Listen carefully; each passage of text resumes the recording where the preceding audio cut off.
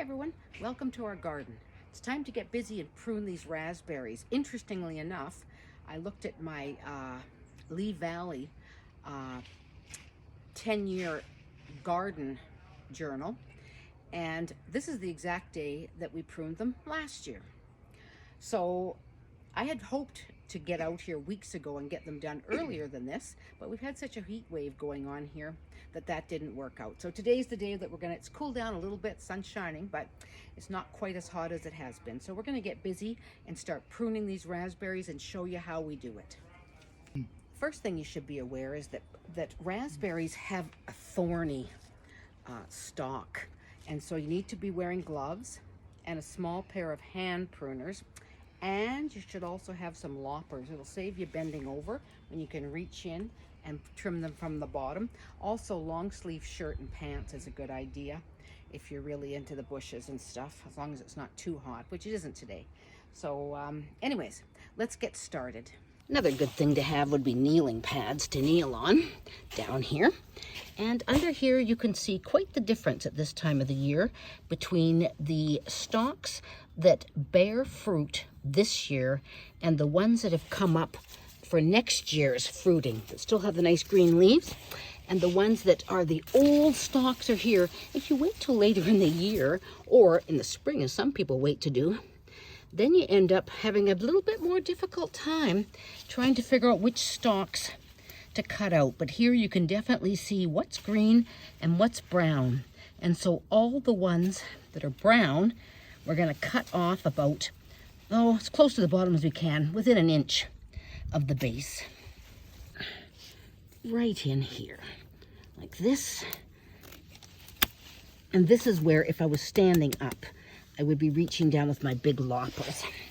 Let's just go over into here and see if we can get into there. That one's kind of tight to show you. For right now, how about right in here? And this one in here. It's just that easy. And usually while I'm down here cutting these off, Allan stands up above and pulls them up and out of the way. It's easier than dragging them out from the bottom by pulling them up from the top.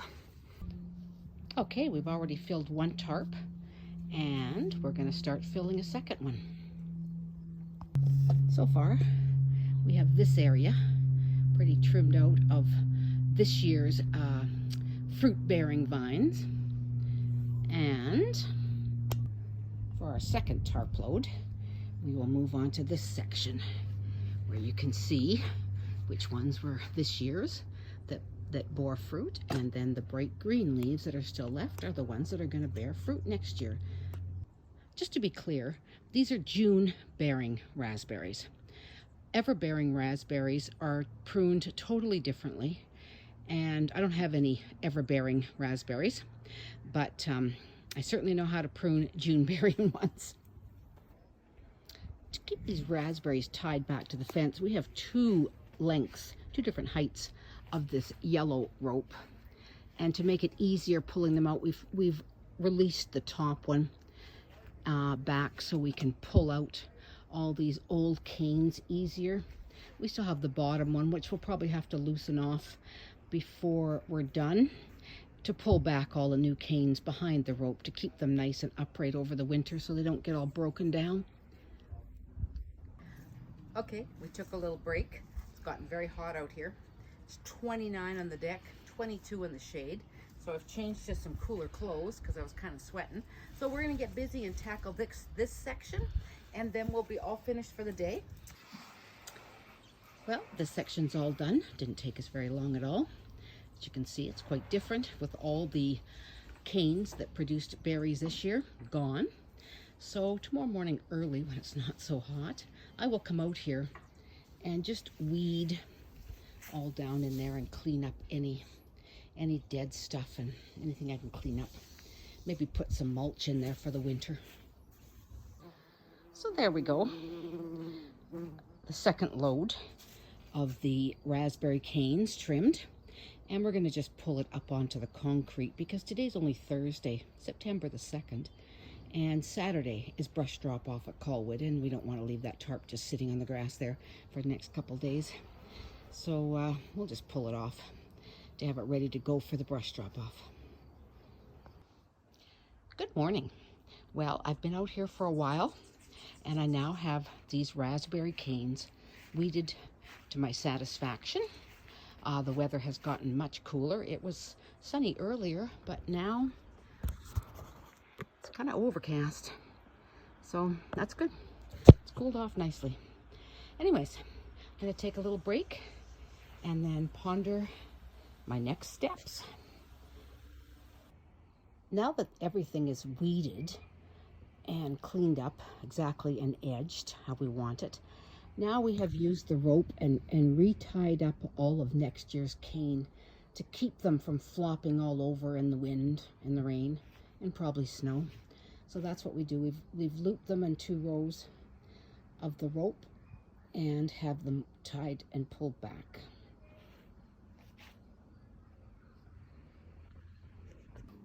Another thing you may have noticed is that we have topped them. I used to let them go to the top of the fence. They get so tall. Then Allan read somewhere that you should probably cut them more to about 5 feet. So he's trimmed them to 5 feet, right about to the bottom of the lattice of the fence. So they're that height. Apparently you'll get a better crop next year if you've pruned them down. So we'll see. We don't have as many good canes this year as usual years, probably because of the extreme heat we had, possibly. But we'll see how it goes for next year. Okay, now that everything's been weeded, trimmed, cut, I'm ready to put just a little bit of straw mulch on the top of these beds for the winter. I'm not going to add any fertilizer to the spring, just a bit of mulch. But first I wanted to give them a really good watering because we have not had any significant rain for several months.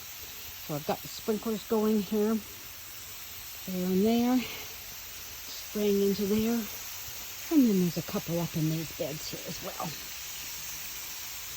and over in there. As well as these sprinklers, this summer, when it was so extremely hot, Allan felt that we didn't have these watered enough, and he actually ran 100 foot of soaker hose down and back through these raspberries, just to turn that on every couple of days to give them a really better soaking. All right, good morning again. Here we are, Saturday morning, and Allan has everything loaded up for the brush drop-off. 4 absolutely packed cans and 2 big tarps, so the truck's loaded. While he goes off and does that, I'm going to get busy and get that straw mulch laid in amongst those raspberries because they're expecting rain later today, and we better get a move on. All right, here we are with this chopped straw. I thought I had a bit more than that, but we'll just spread as much as there is left from other projects because, you know, I'm not going to go buy anymore. I haven't been very happy with this chopped straw or the regular straw, which this is, that we actually chopped up ourselves with our mulcher, because it sprouted and it made a lot of work weeding out all that grass. I mean, it stopped the weeds, but it was full of seeds, so I won't buy any more for this year. I'll just use up what I have left to fill it around these plants. You can fill me, John. Huh?